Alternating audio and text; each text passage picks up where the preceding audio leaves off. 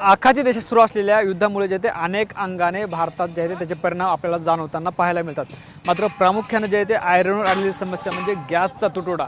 आता मी छत्रपती संभाजीनगरमधील वाळूज औद्योगिक क्षेत्रातील जोगेश्वरी परिसरात आहे। आपण बघतोय या ठिकाणी जे आहे ते HP गॅसची एक टाकी आली आणि आसी बाहेर जे आहे ते नागरिकांची मोठी रांग आपण पाहतोय। खरं तर तापमानाचा पारा वाढला आहे, 38 ते 39 अंश सेल्सिअसवर तापमान गेले। मात्र जे आहे ते HP गॅसचे गाडी येणार आहे, त्यामुळे जे आहे ते सकाळी 7 वाजल्यापासून काही लोकांनी सकाळी 8 वाजल्यापासून अशा रांगा लावल्यात आणि तळपत्या उन्हात जे आहे ते ही सगळी मंडळी सिलेंडर गॅस भरून घेण्यासाठी या रांगेत आपल्याला पाहायला मिळते। अगदी प्रत्येक एजन्सीवर जे आहे ते अशाच पद्धतीनं मोठ्या आणि लांब रांगा पाहायला मिळतात। मात्र एका गॅस टाकीच्या गाडीसमोर ही आपण रांग पाहतोय।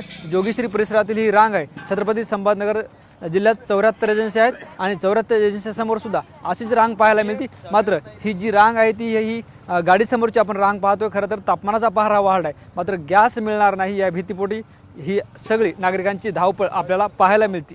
कॅमेरा पर्सन हर्षल निकमसर, ज्ञानेश्वर लोंढे, TV9 मराठी, छत्रपती संभाजीनगर।